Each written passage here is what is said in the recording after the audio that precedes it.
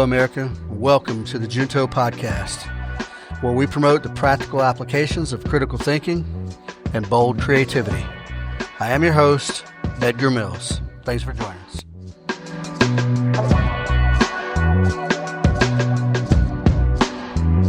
Hello, America. Welcome back to episode 14. And today I've got a good friend of mine here, Charlie Hart, who we'll be doing a little interview with and just chit-chatting.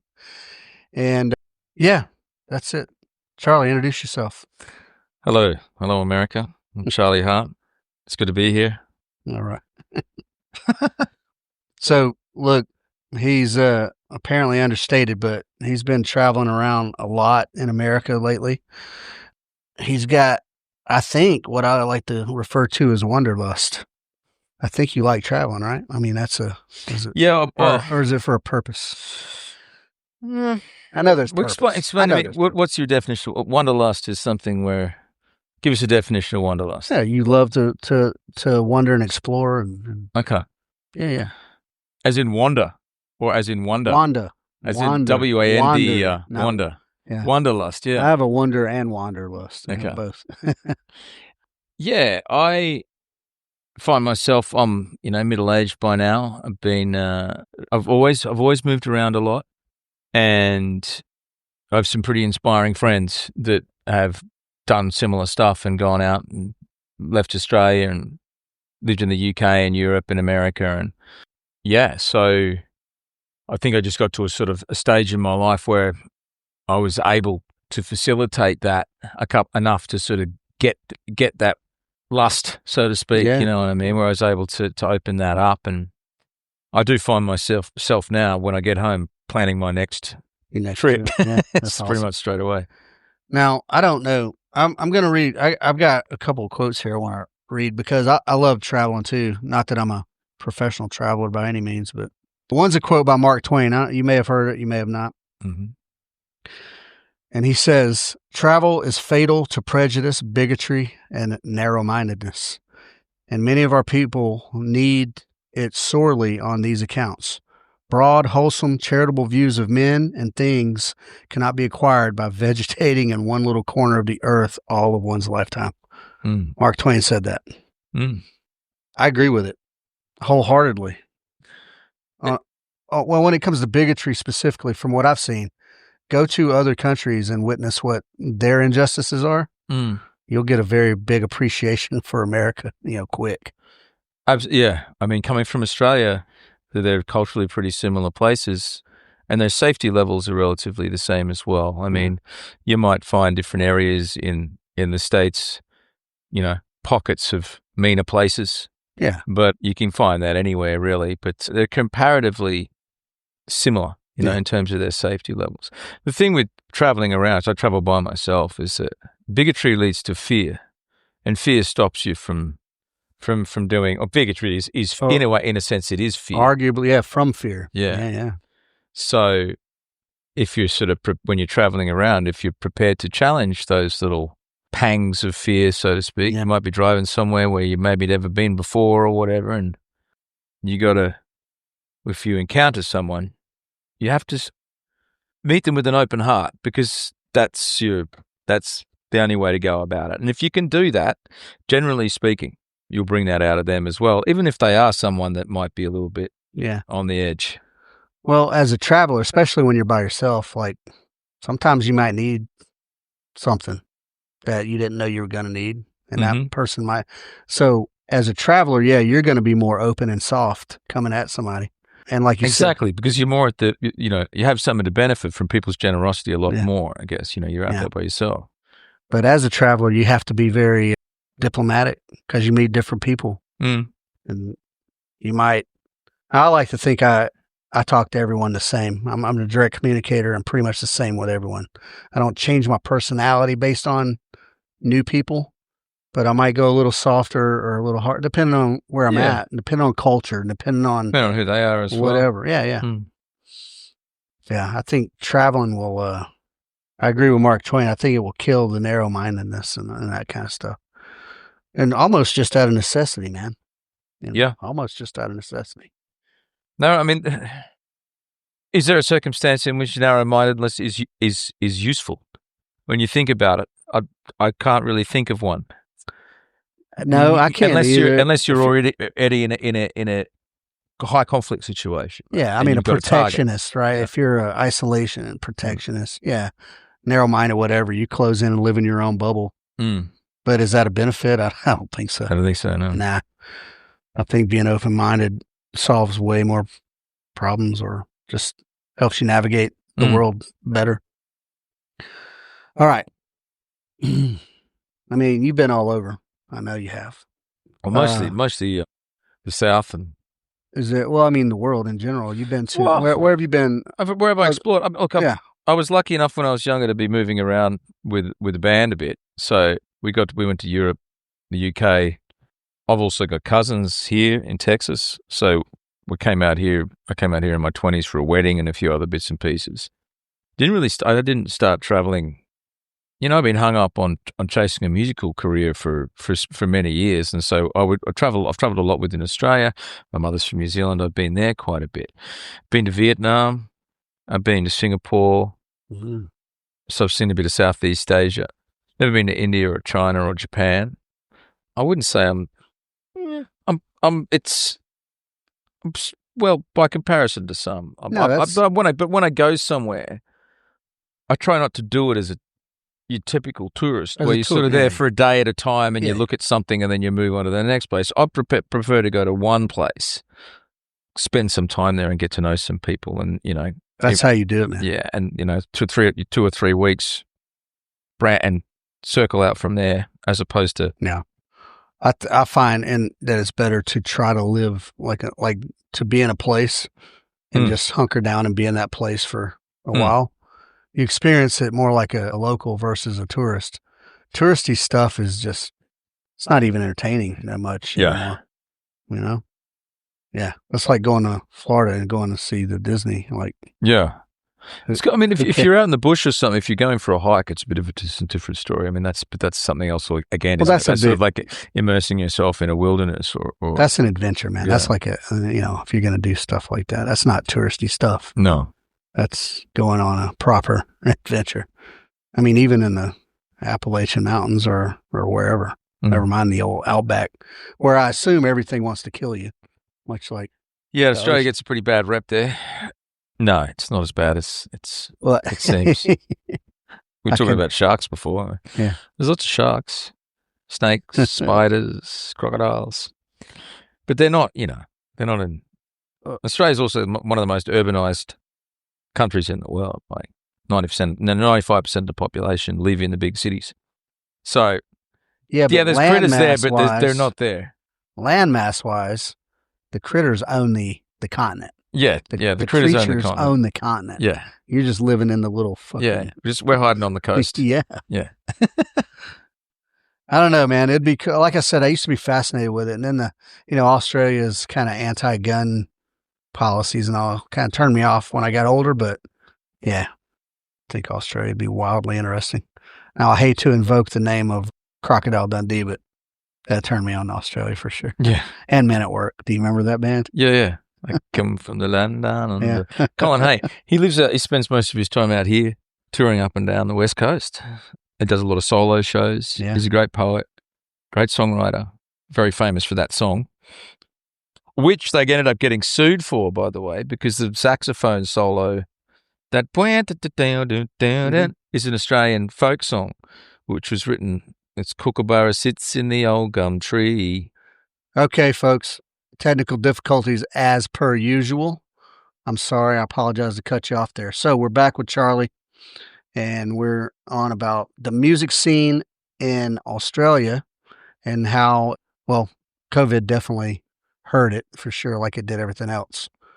Yeah, so I was just explaining there that Melbourne in particular had a very good live scene, and it still does. There's a lot of smaller live venues, a lot of places for people to cut their teeth and young bands and stuff to get in. But yeah, during COVID, a lot of venues were shut down, and they haven't really recovered from that.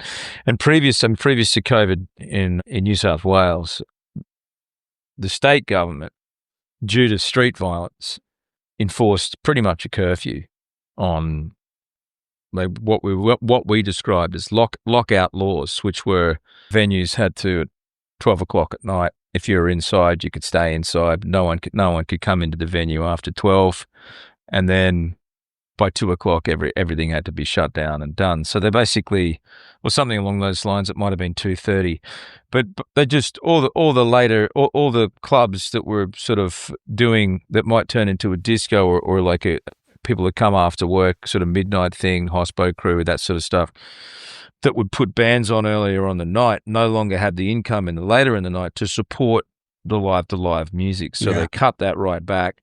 And then, these venues used to be able to operate till 6 or 7 in the morning. Do you know what I mean? And and when their staff knocked off, or whoever knocked off, they'd come down and you'd end up.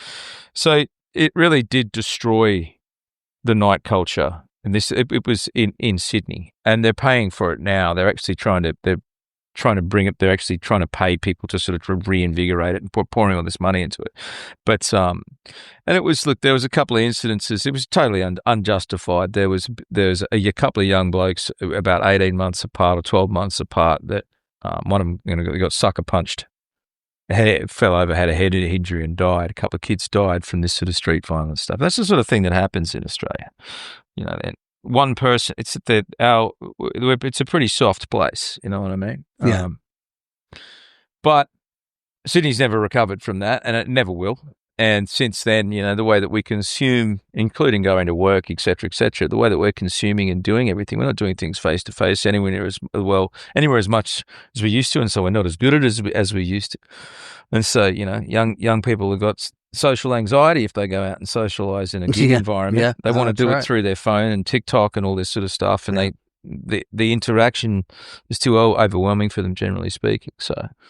That's one of the great things about music is that, particularly live music, is it's a great leveler. You get people in a room, and particularly young guys trying to do something original. They might be making fools of themselves up on a stage, but everyone in the room starts turning around talking to each other. It's a great thing to have for your community, and it's completely lacking. Yeah. In Oz, in terms of, I think the industry in general, internationally, is suffers. At the same time, has suffered a big hit from the way that the internet has changed things. I mean, now this is back in 2025, really. We should be sort of starting to get over this by now, and I think we are.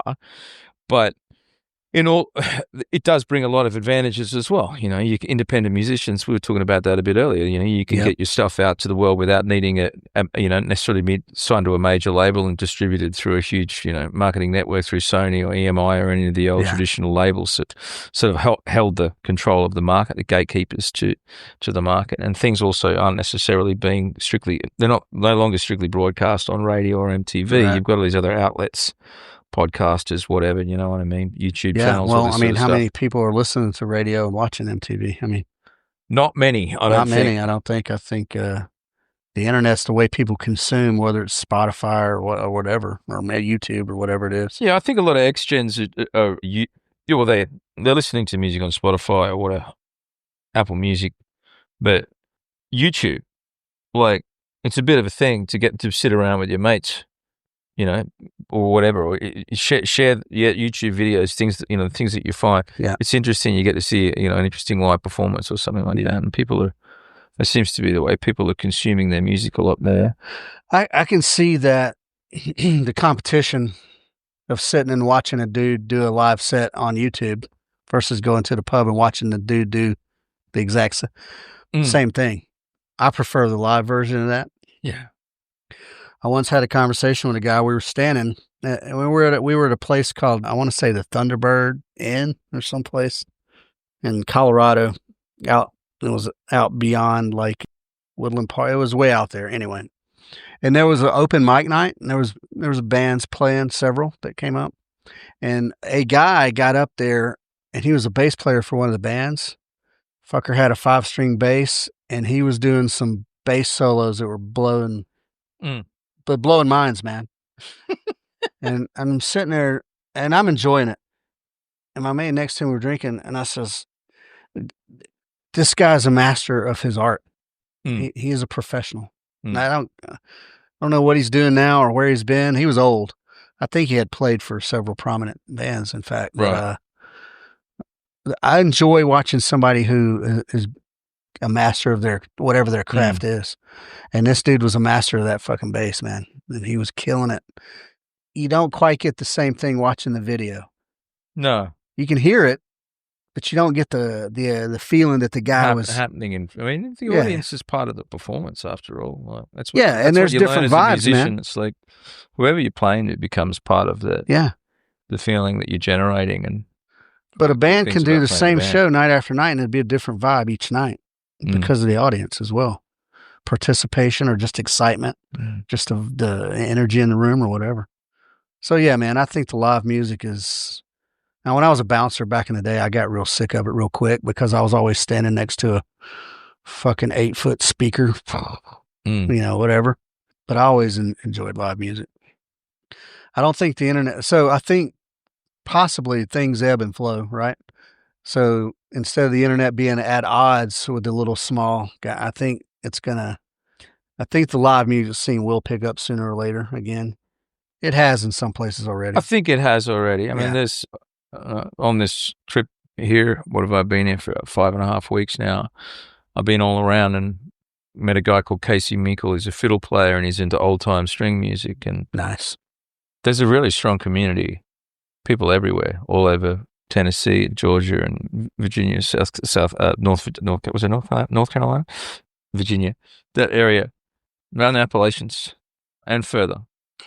That there's thousands of these people that are out there in their communities playing music and playing a good standard of music and sticking to these conventions, and it is one of the most enriching pastimes I think anyone can participate in. If you get to do it with your family, that's even better. And a lot of these people are. Well, especially in the Appalachian region. I mean, there's a long history of music and family music. Bluegrass as well. Bluegrass, Yeah. Yeah, that's good, man. So, given all this, the current state of the music, the question is, how do you come to be in an INXS cover band? Which is awesome, by the way. Well, I was recently told by a new friend of mine, a guy called Charlie Morgan, who actually played with Elton for 6 or 7 years, and another band called Orleans. And anyway, he's up in Nashville doing his thing. He's a session drummer and a touring guy and a music producer of sorts, but he mainly does drums. And he was talking to me about how Australians invented the modern concept of a tribute band. These tribute bands started coming out of Australia some time ago. We've got, in Oz, a lot of our live music venues are within RSLs, return servicemen's clubs, leagues clubs. And these places have got biggish rooms, like theatre-style rooms. And a lot of them are pretty good. A fair bit of money's been put into them. And they're like little 500 to 800 style theatres. So it's perfect for that. People know what they're coming to get. It's easier to market. Yeah. Right? Yeah. That's it. And if you end up being able to pull it off and do a reasonable job of it, it's you can sell some consistent tickets, and the infrastructure's there for you to play these sort of size rooms, 500 to 700 sort of thing. There's some bigger rooms as well, theatres as well, and certain towns in Australia, certain cities really get into it. Adelaide's one of them. It's support for live music in Adelaide's fantastic. They really come out to see it. Same in Brisbane, not so much in Sydney and even Melbourne to the same degree. They're very enthusiastic about that. It's also driven by a very talented frontman who sort of put it together. He had a bit of notoriety because he was on the was in the final 10 or something on the Australian Voice a few years back. And so he got a bit of exposure there, and he's particularly good at it. He does the Hutcho thing. He does the Michael Hutchence thing, but not really. He doesn't try and really mimic Michael Hutchence. We sort of do our own thing with it, but he's also very good at. That was my next question. When he sings, is he trying to be Michael Hutchence when he's like voice wise? Blair Dwyer sort of does his own thing with it. No, you can see tribute acts and it's really cringy because they. They're genuinely trying to mimic. Well, I don't want to name names. You named them, but I told you I saw the band a band, and that's when the guy. I won't name names either. That'd just be mean. But the guy was trying very much to. Yeah, there's an American tribute, INXS tribute out here, which, well, they're having some fun. Put it that way. But to start with, there's 8 of them or something. instead of 6 or 5. Yeah, there's plenty of dudes. But, you know. Yeah. I don't know. It was a good time anyway. We'd like to come out here and tour, but you could probably kill it, man. Probably. Do it. It'd be great to do like a Vegas residency or something for a couple of weeks. Yeah. Start that off and then come down here. Isn't that where like has-been rock stars go? You got to be a has-been. You can't be a up-and-coming. You got to be a has-been that go get Vegas. I guess it's a step away from that again, right? No. Age-wise, maybe. Old bastard. All right. INXS cover band. It's awesome. All right. Let's move on. Let's see what else we got here. I got a list of questions, folks, for Charlie. I hate reading off a fucking piece of paper, but let's see. What have you experienced traveling alone? Any particular instances of either overwhelming kindness or overwhelming animosity or anything that stands out and like that? Or has everything been just pretty, just rolling around doing my thing? Look, you could say that the level of kindness and neighborliness from multiple people that I've experienced in places like Georgia, Tennessee, Alabama, was overwhelming to a point once I'd experienced that consistently. Like everyone that I met was consistently neighborly and consistently curious about who I was. Right. And I guess the interesting thing about being an Australian in America is that you get a bit of a window when someone meets you and they're genuinely curious. Yeah. They hear the accent and they go, "By." So you get like this 2 or 3 minute window where you can talk or you can converse with someone and they're actually paying you a bit of, and in that time, if you're yourself and you're genuine, you can build it. You get a chance to build a bit of a rapport with someone. So I wouldn't necessarily I was overwhelmed by any one particular person because I think that'd maybe be a little bit weird, right? Yeah.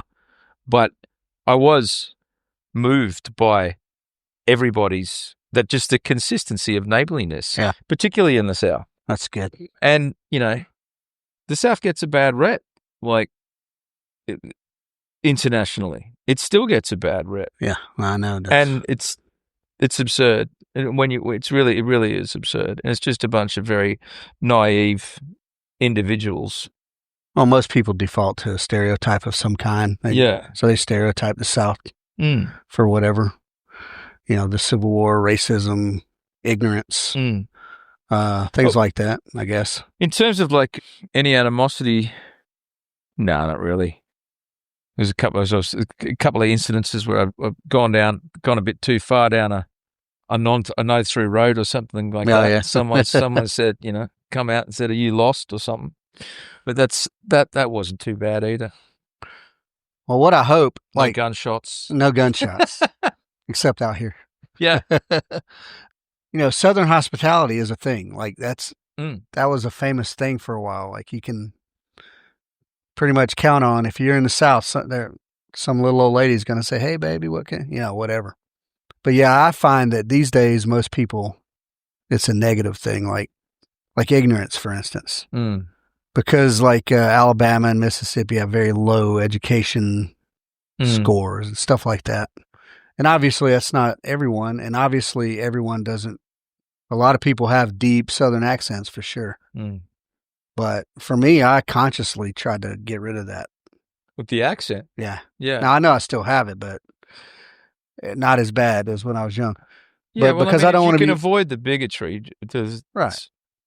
Whatever, it's hard. Yeah, I'm glad that you've had a good experience in the South in general. I mean, generally speaking, man, people are not, if not overtly kind, at least like, "Hey, can I help you?" That kind of thing.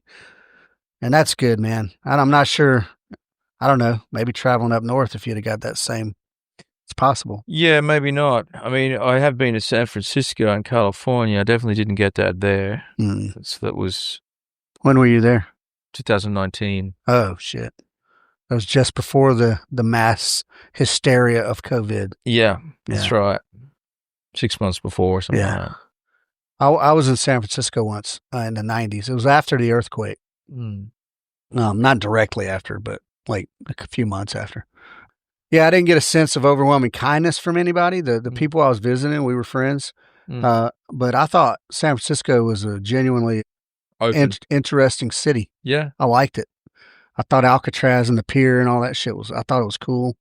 It's definitely a fascinating place. The city in general I liked the hills and the geography. And well, it's so dense as well. It's like 1 million people packed into that little peninsula there. You walk from one side to the other in 25, 30 minutes or something. Pretty crazy. But I had a good time.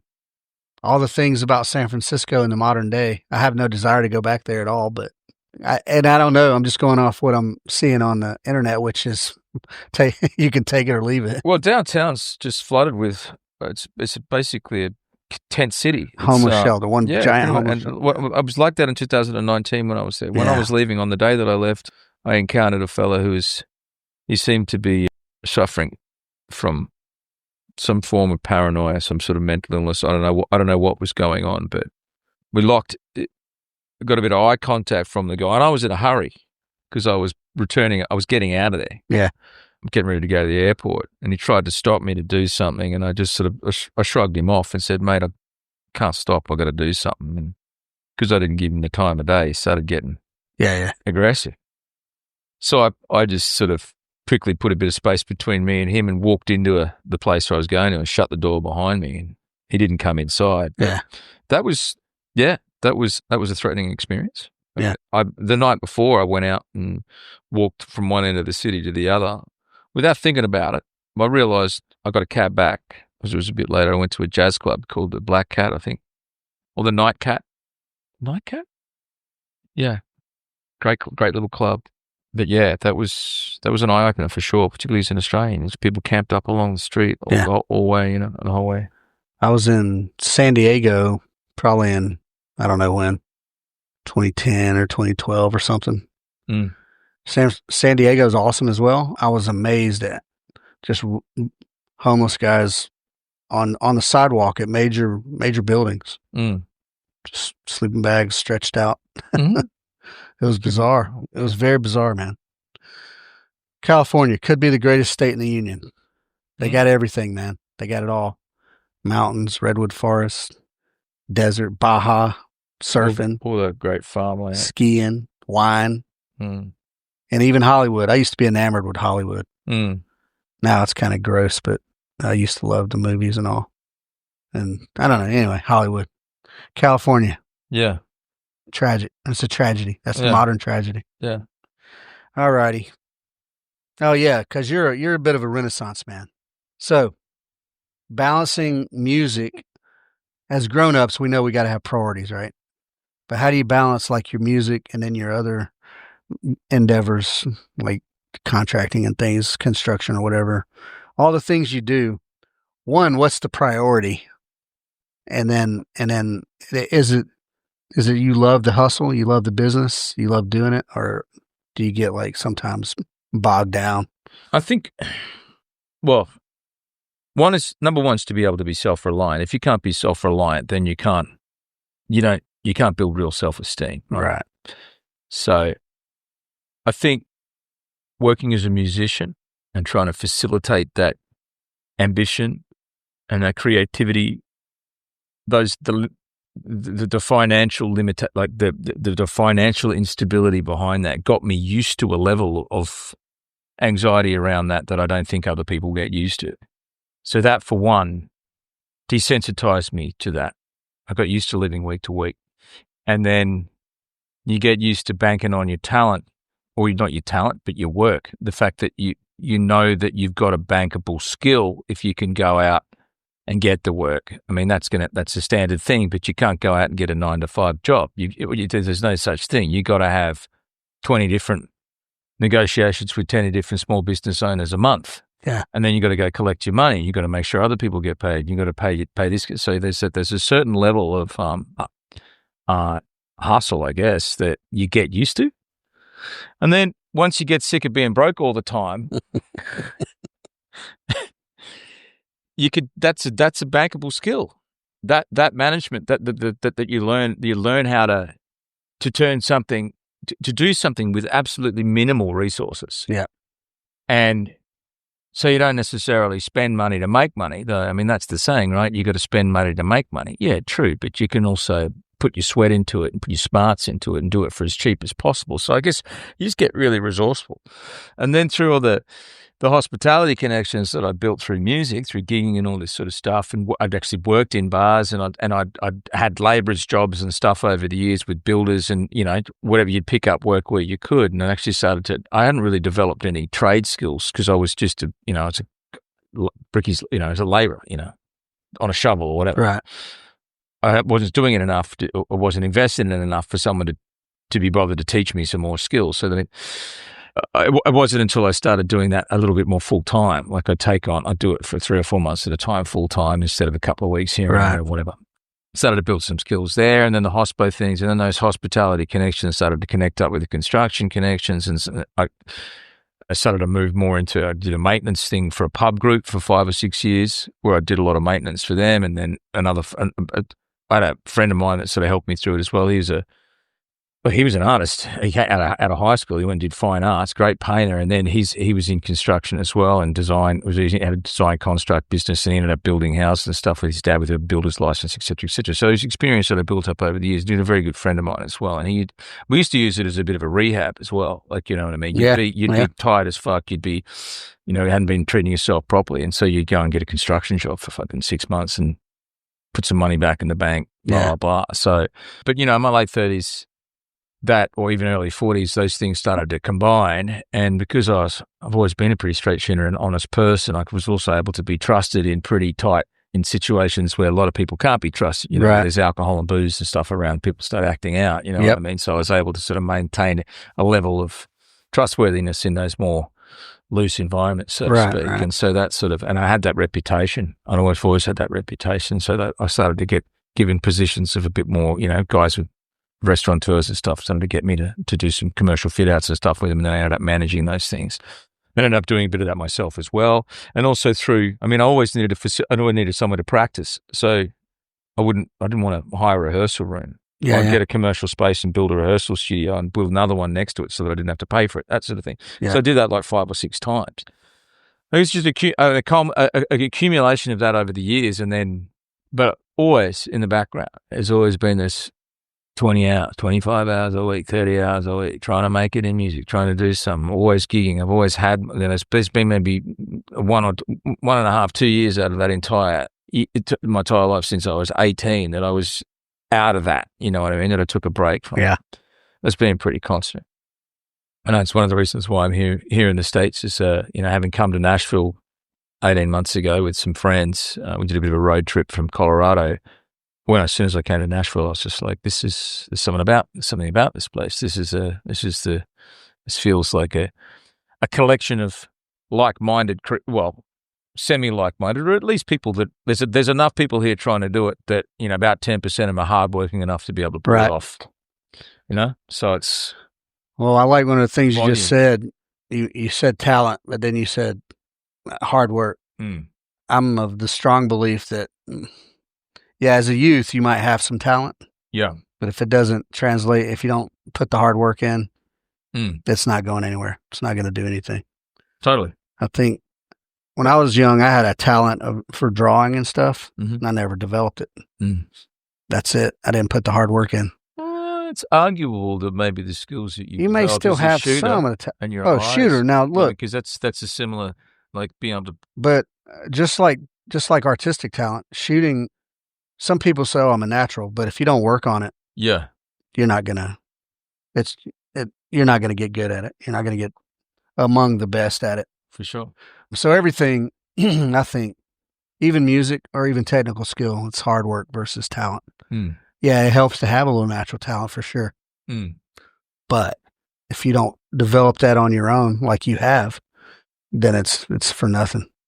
And you're just, I don't know. I got an uncle who plays music, and now, because he's in his late 60s, he plays in his church band.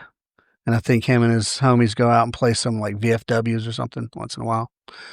Unlike in Australia, the veterans things, they don't seat 500 or 800. They seat like 40 guys. Yeah. They're small, like little trailers or something. Like some of the VFWs are run. The veterans clubs with the RSLs, as we call them, return servicemen's clubs in Australia, they have small things as well. I mean, the main thing is that the facilities are good there, right? Yeah. So you put on a show, you put on a ticket to show, you've got to, Yeah, that's pretty good. Playing the VFW here isn't that big of a thing, but playing it there sounds like, 500 people, that's a big room to me. Well, look, I mean, there's a sort of a mellifluous force involved in there as well, because the RSLs have all got gambling licenses, right? So they can put poker machines in them. So they're going to fill the seats. They're going to fill the seats no matter who's there. Yeah, buses of the oldies. They bus the people from the old people looking after the different hospices, things around, whatever. They bus them all in to chuck their pensions into the poker machines and then roll them back. It's pretty wrong. I'll say it is wrong. All right, who are your, I don't want to put a number on it, but your major music influences, like growing up, but now even, or who are you looking at? Who's your go-to stick a CD in the, well, we don't do CDs anymore either, do we? I don't know. Like recently I've sort of revived a whole bunch of rock stuff. I don't know, being in Nashville, I saw a couple of rock things that were pretty cool. I went and saw the Babies last week, which were pretty awesome. And because I've been driving around, I've been moving around for the last 5 weeks, all over. I spent a lot of time on the freeway. Yeah. I've been listening to a couple of Metallica records. Yeah. And stuff I haven't listened to for years. Yeah. Some hard rock that I haven't listened to for years, just because it's good driving music, Yeah. Even some Slayer and stuff. Anyway, so, I'm becoming this little, because I used to be a bit of a metalhead back in my teens. Anyway. But Charlie Crockett, someone that you introduced me to, which I've listened to that album that you were talking about, and I like that.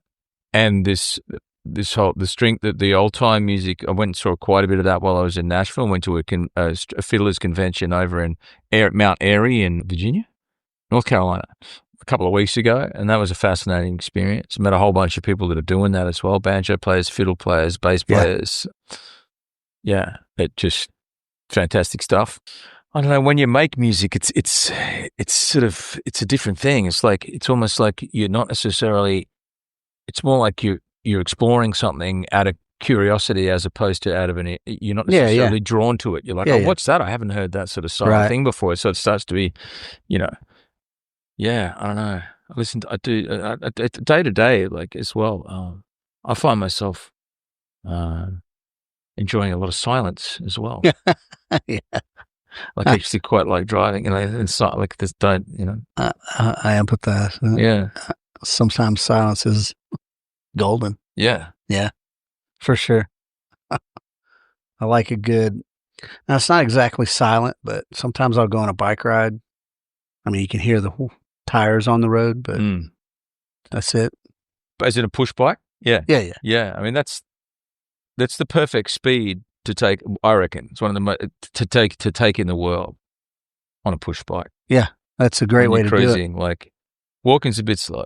Yeah, car's too fast. You can't take it in. But on a push bike, you see everything. Bike is just right, man. Yeah, observing the world from the bicycle. When I was a bike messenger in Atlanta, the city, you don't get a lot of observation because you have to be switched on because people are trying to. Yeah, you're trying to get someplace fast, and people trying to run you off the road. But out in the country, man, taking a 15-mile-per-hour cruise. Yeah. And you get to see details, but you're still moving. Yeah, I like it. And sometimes in silence. Sometimes I'll throw my headphones on, but on the pushy. Yeah. Well, you got one. Mate. No, there's somewhere you can hear through. Oh yeah, of course. You know what I'm saying? Yeah. Yeah. I wouldn't be out there with like noise canceling headphones on. I'd get run over immediately. It's like the kids that wear them on building sites. You seen that? Crazy. No, it's crazy. All right, back on travel. Is there any places that Rome, you've GA, been dying to go to? No, you've been here. You're here. Yeah, I know. So any places highlights that you've never been that you like? It's on your butt. Like, I got to go before I die. I got to go to this place. No. Nah? I don't get like that. More about people. Yeah. There's I've never been to New York. I've been to the States a few times. I'm curious about it just to go and see it. Right. Pretty fascinated with Scandinavia as well. Something about that place. Something, higher up the Arctic. Something up there. I'd just like to see it for its desolation or something. I don't know what it is. I have a stepbrother that lives in Finland. Okay.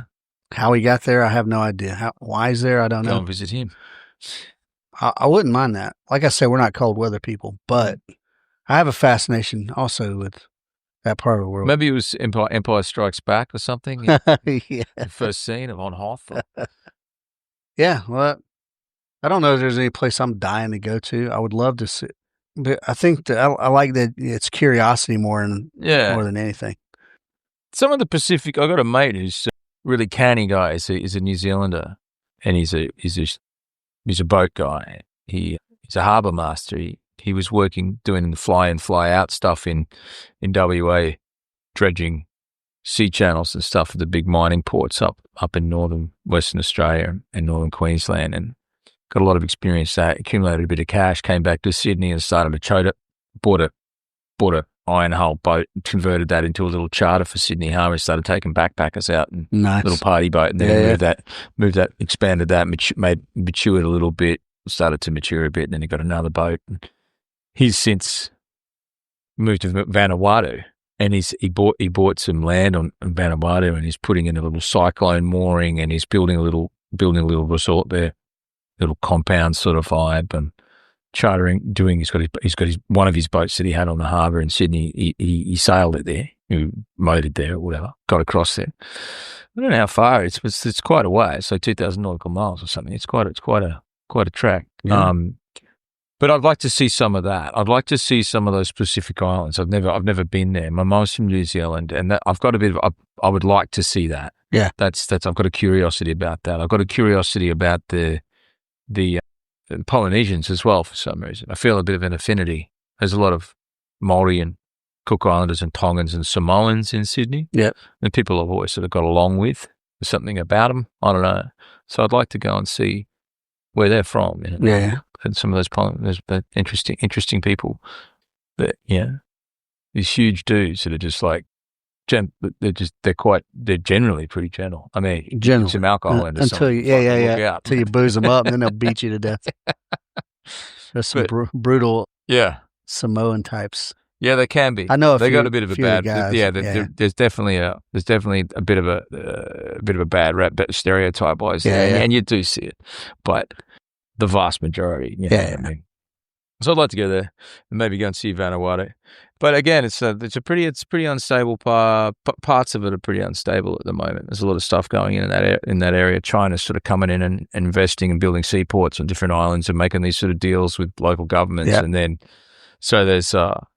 But there's still a heavy French presence in Vanuatu and New Caledonia, and there was a thing, bit of a any government. I think in particular in Vanuatu, there's a rejection of the French influence still over the island there, which is sort of going on. So there's a bit of civil unrest at the moment, and there's a nasty little earthquake there. I think a cyclone not too long ago.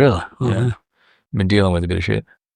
That's interesting. Yeah. South Pacific Islands. Yeah. That's interesting. Yeah. I've never been to anything like that. Been a lot of European, Middle Eastern places. That's it. I haven't even traveled America that much. Yeah. My wife and I have never seen the Grand Canyon. If you live in America, I think you should probably see the Grand Canyon. Probably. We've never been to New York either. Yeah. I've been to New York flyover, like layovers and whatnot. Yeah, I've never been to New York City. I'm curious about that as well, because it's just have a walk, so much so many people there. It's a small What does that space. do to a place? It's a small space. Pack that many people. Yeah. What does that do?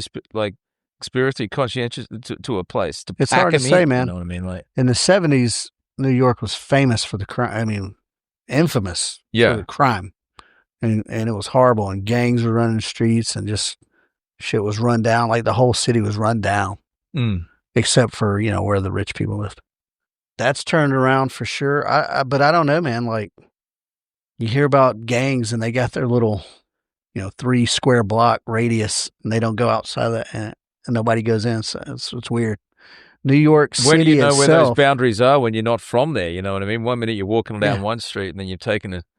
Now, I haven't done the math on this, but New York City in its totality is probably less ground space than Rome, Georgia. Do you know what I'm saying? I wouldn't be surprised. Rome's pretty spread out. Yeah. So, squeeze 10 million people in there. If you squeeze 10 million people in Rome today, Rome would collapse. I mean, absolutely collapse. I don't know. Madness. New York City. I'd like to go to Australia, man. I think that'd be cool. Check it out. I mean, Go on there. and I don't just mean Sydney or whatever. I mean, like out, go on a proper Road trip. hike out in the bush. Try not Northern to get Queensland. Got to Queensland. watch out for the crocodiles, but Northern Queensland. Yeah. Northern Queensland and also northern Western Australia. I mean, there's beautiful places all over. Southern Western Australia is very good. I think the best place, if you're going to go to a city or somewhere that's urban, is Fremantle, WA. Go to Fremantle, WA, because that's a nice place. It's an old port town, lots of Italian influence, like back after the wars, Second War was a couple of waves of immigration, and they've had a really good influence on parts of Freo as well. Yeah. And it's a nice place. There's a nice university there. It's a good spot. Beaches are cool. People are cool. So if you Perth and southwest Western Australia is a nice. Margaret River, all that area, that whole wine region is really good. But if you want to have a look at what something's uniquely Australian, northern Western Australia, the Northern Territory, and northern Queensland, go to Arnhem Land and go to the Daintree rainforest in Queensland. Check out the Great Barrier because it's right next to the Great Barrier Reef as well. Yeah. You can do some diving or whatever Nice. there. There's something very, very fascinating about the Kimberley and what do we call them now? First Nations people, Right. Aboriginals Yeah. in that particular region. It's almost like you can feel the presence of them when you go there. There's something about the atmosphere of that place which is deeply connected to that, and that's a really fascinating place for that. Nice. That's awesome. That's the Kimberley and the sort of there's a bit further south there's the Pilbara, but the Kimberley region in Western Australia is a very, very cool place and very uniquely Australian. Uniquely Australian. Yeah.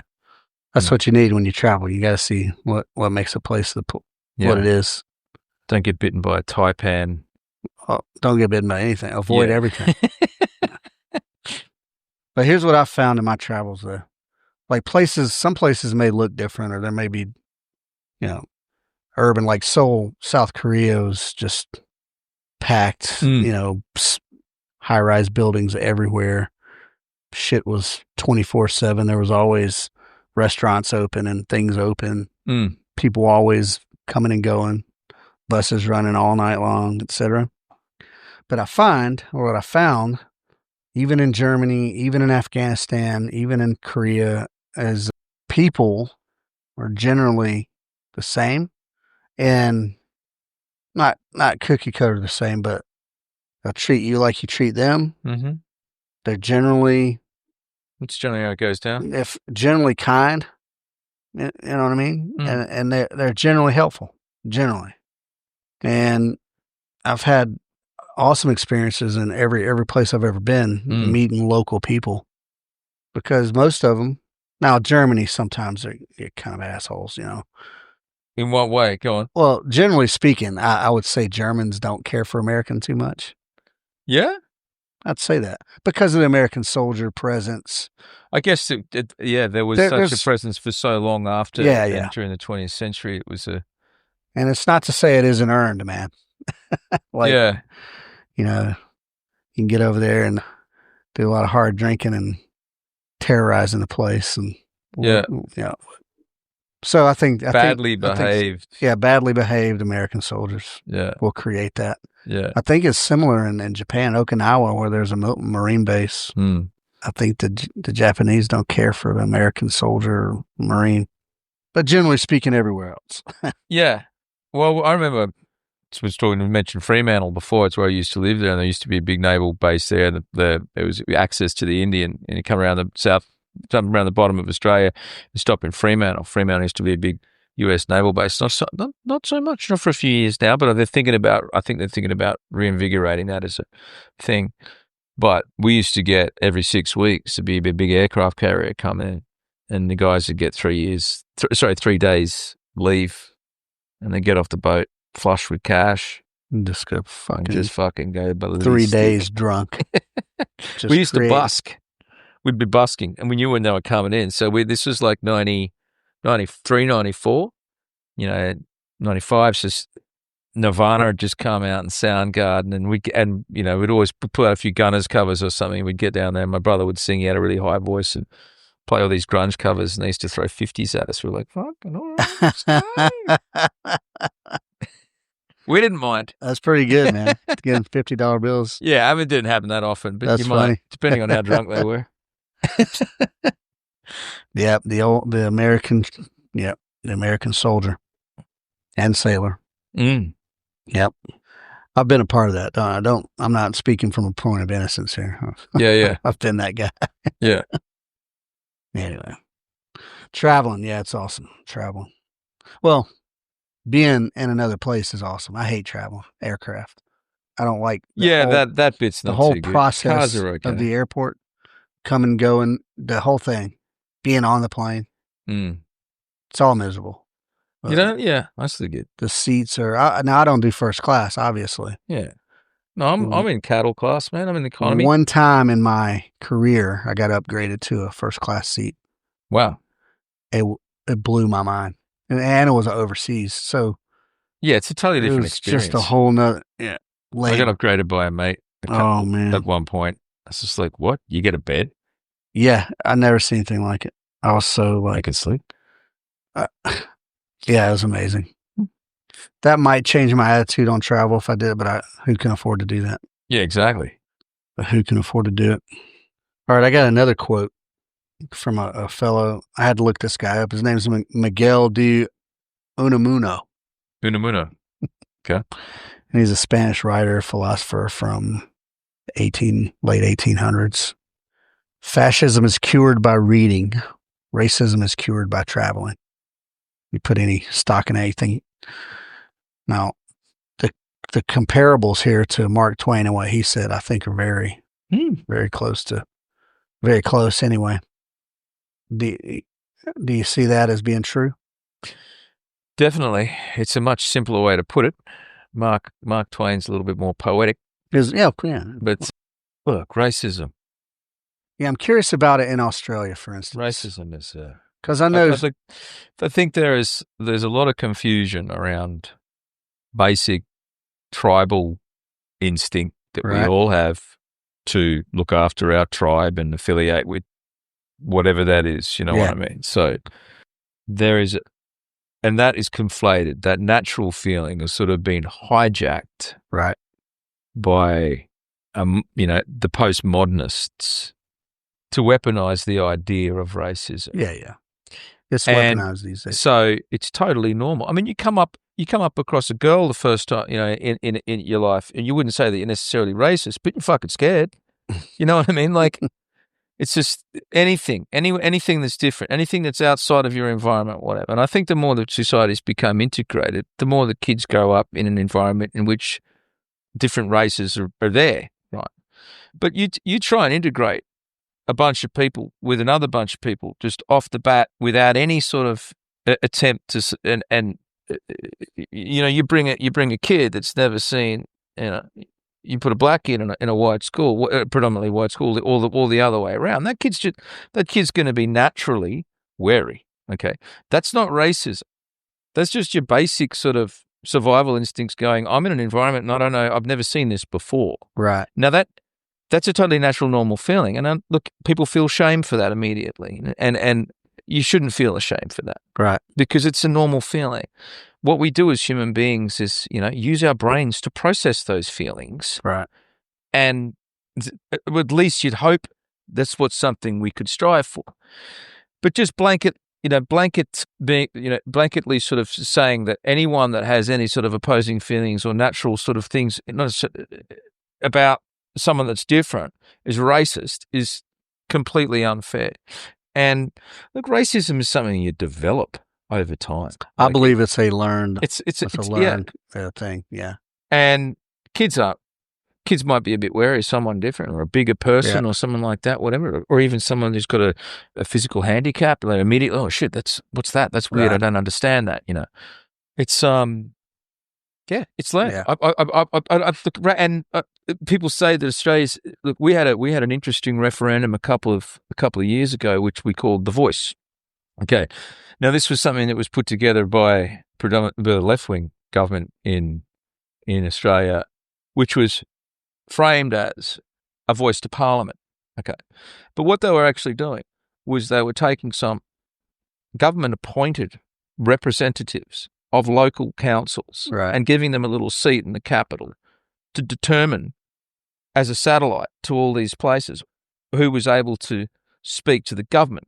So they were creating another layer of shit for the people that better for you by creating so many people. Sorry, they're creating life better for you by adding another layer of bureaucracy. Yeah, for you to fight through. Yeah, and so people already had things going on with land councils, and they were trying to get representation in the government. The problem is no one was doing any work to process what was going on. So I thought, we'll just add some more people to do some more work. So that's what the whole thing was about. And the Australian people saw through it. And there was a really important person in that, Jacinta Price. I think her name is. I can't remember her I can't remember her full name, but that's her sort of Western. And she's now she's a senator in Australia, and she's a half Aboriginal, half Irish woman, and she came out and explained it. And so the Australian people clearly voted against this idea that we're going to add more bureaucracy so that, to get in the way of Aboriginal land councils being able to do what they need and the different things. And that was viewed and pushed by the government and by the left at the point in time as Australia is a racist place. Now, it's just... It's like any colonial place. It has a history, Yeah, but in modern terms, Australia is not a racist place. We take more refugees from anywhere else in the world per capita. Like Sydney, where I'm from, man, it's a melting pot, and we're not really integrated as such yet, but we're getting there. And people, it's like the big Islamic community in Sydney, which is a little bit touch and go sometimes. It will be for sure. But at the same time, they're in Australia, so they got to abide by our laws. And there's something that, and for the most part, they're in Australia because they want to live in Australia. You know what I mean? They're escaping something. They're getting away from the tyranny of where they come from. So they appreciate that. Yeah, it's generally the second generation that become the first, and the women and men that come here. They're cool because they know what they're coming away from. Yep, their kids are generally cool, the oldest ones, and it's the next generation, because they all of a sudden they've created a bit of wealth for themselves, and they're in a situation they spoil their kids because of what they know, and they want to give their kids absolutely everything, but they still carry these underlying hostilities, and so these hostilities come out, and they don't temper, particularly their young men. They don't temper their young men, and Australian young men aren't used to that level of aggression, so they dominate in a lot of ways. You know what I mean? Madness. Yeah. That's so it's madness. I mean, it becomes but we work it out. I mean, Australia is one of those places where you can have a bit of there's a little bit of you can have a bit of sort of socially acceptable to butt up against someone sometimes. You know what I mean? It's okay to have a fist fight. It's okay to do these sort of things. It's okay. It's not. And again, we don't have firearms. Just none of the public has firearms. So what's the worst that's going to happen? I'm going to punch on with someone. Well, I'm sure. Sure it can. There's a lot of ways to hurt a person, but at the same time, that threat's not there. So I'm sure there's 2 or 3 stabbings a year in Australia anyway. There is predominantly, but there's a bit of knife crime, but that sort of comes from a different element. Again, that's more like youth stuff. 13, 14, 15-year-olds running around. Yeah, that's a different vibe. Yeah. I think I like your take on the racism piece. I think racism is a learned behavior. I think natural weariness or protective, self longevity, right? If you're in a different environment, you're going to protect yourself until you're be a bit more wary. However long it takes you to get comfortable in any environment. So I don't think it makes you racist to be nervous or cautious in any environment. Yeah. So, something new happened today. You experienced the Waffle House. Yeah. I gave the Waffle House 7 out of 10. 7 out of 10. 7 out of 10. Where's the other 3 at? What happened? Well, What's the good bit and what's the bad bit? 7's good, man. That's good, but 7's good it's not a score. 10. Maybe 7.5. I'm a 10 for 10. You're a 10 for 10 on the Waffle House. I'm a Waffle House fanatic. Well, I'm biased. I've got a bit of racism towards American takeout because it's got such a bad rep for its nutritional value, you know what I mean? But the Waffle House, and so I threw the Waffle House into that basket. I stereotyped it Yeah, look at that. into a American fast food, high calorie, high sugar, badass give you cancer place. Whereas it's not. No, its breakfast was good. It's a little greasy. The coffee was good. The staff were good. Yeah. There's a good little vibe in there. I like the classic setup. Yeah. You know, it's much better than a what's the place? The Texas stop sign? Dairy Queen. Dairy Queen or a Wendy's. Oh, those are just national change, man. I mean, Waffle House is now a national chain too, but it seems to still has a person. The business feels like a small business still. It does. You walk in, yeah, it does. Yeah. The pride that they take in it. Now, there's places in Georgia, well, in the South all over, where there'll be a Waffle House on opposing corners of an intersection. Yeah. There's so many waffles. And they compete. They both make money. Yeah. I mean, you could call it competing, but... Yeah, true. That does help. If they can, I'm sure if they could put one on all 4 corners and make money, they would. But there's several places here in the South where there's opposing Waffle Houses on opposing corners. And that's awesome. I love it. You go from one or the other. You can go get the same meal. You can have a double breakfast and no one's going to know about it. You have a second breakfast. 7 out of 10. All right. I guess that's all right, man. I guess that's all right. What's 10? I don't know. I would say if you had like a smoking hot waitress, but you're not going to have that though. You're not getting a smoking hot waitress. That's always good. But if you you know, is the rating just for takeout joints or is it restaurants across the board? Because no, it's in its own class, diner kind of. Okay, if it's it's still about 7.5. Can you call Waffle House? I guess you can call it fast food. Yeah, I mean, for fast food, I give it a 9. Yeah. Okay. I give it a 9. Now, one thing that's common about Waffle House is in the summertime, usually it's fucking sub-0 degrees. Like you have to bring a jacket in. It wasn't today, which was bizarre.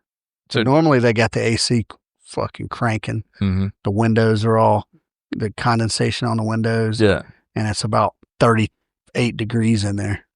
So that's the downside to the Waffle House. Right. Be pretty good on a hot summer day though, wouldn't it? Yeah, for me. My wife hates it. She loves the Waffle House, but there's a sweater in the car. Yeah. Yeah. Just for that. Waffle House, a little piece of America, is Americana at its finest right there.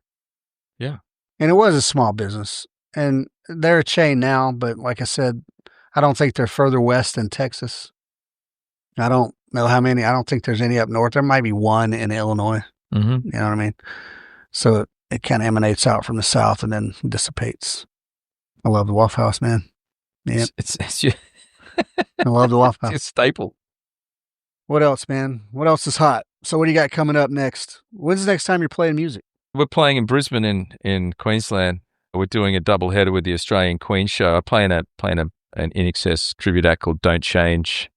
If you want to check it out, it's Don't Change INXS tribute, I think, on something like that. Don't Change INXS tribute or Ultimate INXS. Don't Change Ultimate INXS tribute. Oh shit! On Instagram. I don't know what it is. Get it together, actually. Charlie. Get it together. Trying to get people. Give me one sec. I should know these things. Anyway, we're playing in Queensland. We're doing a double header with the Australian Queen show. So it's a Queen and then INXS. Yeah, we're doing a set each. We're going to open. We're going to open with the set that INXS did at Wembley in '87, and then the Australian Queen show is going to close with the set that Queen did at Wembley in about '85, I think, but not the label. I saw INXS in whatever the Devil Inside tour was in '86 or something like that. It might have been it. They might have done Wembley on that tour. That might have been that same tour. I'd say The it Devil was. Inside. I'd say it was was. the name of the tour, I think. Could have been an earlier tour. Anyway, so yeah, playing in Queensland and then going to Fremantle, not playing in America.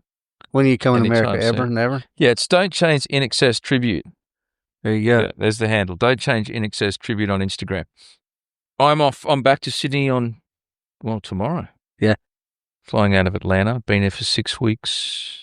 Got some good stuff. Recorded some good music in Nashville. Going to be releasing that. I've made some good contacts there, and I've got some good working contacts now in Nashville, where we're going to do a bit of stuff remotely between Sydney and Nashville. Hopefully I can help some of my musician friends there as well, connect with some of these guys. So that's pretty cool. We're releasing some music there. Planning coming back out here in a few months. Yeah. Good, man. Yeah. All I've right. been here for 6, feels like I've moved here. I've been here for 6 weeks. I don't really want to go home, but I have to. Well, hopefully you will be moving here soon. All right, man. All right. Well, thanks for sitting down and talking. I appreciate you. Thanks for having me. We got stuff to go do now. Yeah. All right, good people. That's Charlie Hart, and he's an interesting guy. And if you like INXS, give him a listen. And what is it? Don't change Ultimate INXS. It's Tribute 8. But if you want to look me up on Instagram, it's charliehart.live.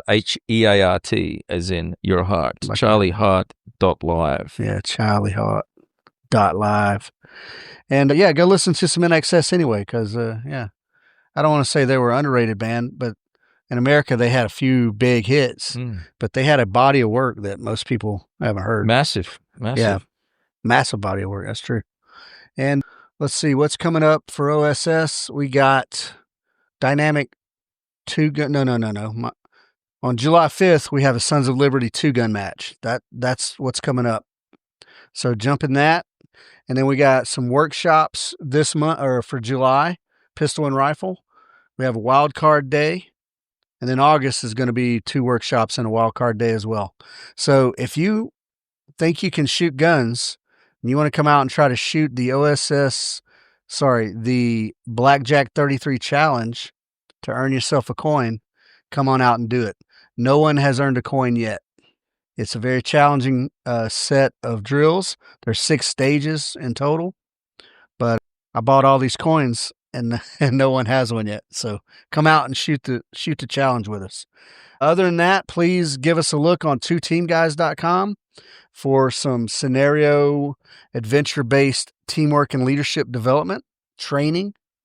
Anything from land navigation to search and rescue mountaineer to long-range evasion, all kind of good stuff there. And then thanks for listening to the podcast. We hit 5,000 listeners, and that's awesome. I think in the scope of life, that makes me very happy. So let's try to get to the next 5,000. Please share, like, follow, comment, all those things to make the algorithms work for us. And again, folks, reach out. Edgar Mills at ospreyshootingsolutions.com. If you want to submit a paper, I'll look over that and put it up on the juntopodcast.com. If you have a suggestion for a guest on the podcast, come along. Or if you just got suggestions for topics you'd like to hear me expand on, please hit me up.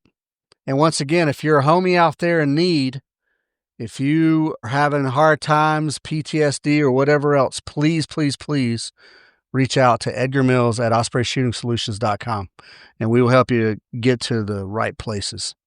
All right, good people. Thanks very much. I love you guys. Spread the word. Take care.